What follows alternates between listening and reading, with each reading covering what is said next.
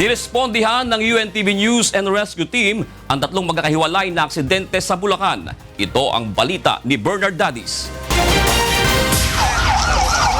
Magkatuwang na nirespondihan ng UNTV News and Rescue Team at May Kawayan Rescue ang motorcycle accident sa Barangay Iba, May Kawayan, Bulacan kaninang alauna ng madaling araw.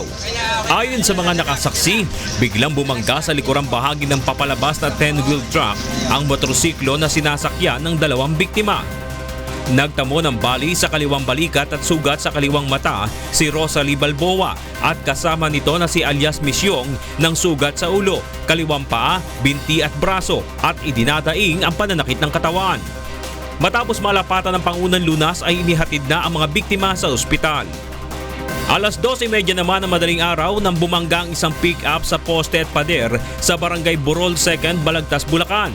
Isa sa 7 sugatan ang binigyan ng first aid ng UNTV News and Rescue Team at mabilis na isinugod sa ospital.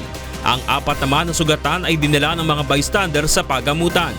2 namang sugatan ang naiwang nakaipit sa sasakyan na pinagtulungan ng Santa Maria at Bulacan Rescue. Matapos maialis sa pagkakaipit, ang UNTV News and Rescue Team na ang nagatid sa isa sa mga sugatan, samantalang ang Bulacan Rescue naman ang nagatid sa isa pa. Alas 11 naman ng madaling araw nung Sabado nang respondihan ng UNTV News and Rescue Team ang motorcycle accident sa MacArthur Highway, Barangay Longos, Malolos, Bulacan. Binigyan ng pangunang lunas ng grupo ang rider na si Mohaizin Arellano na iniinda ang labis na pananakit ng ulo at saka isinugod sa ospital. Kasalukuyan nang inoobserbahan si Arellano sa pagamutan na sumailalim na sa CT scan at X-ray. Bernard Dadis, UNTV News and Rescue.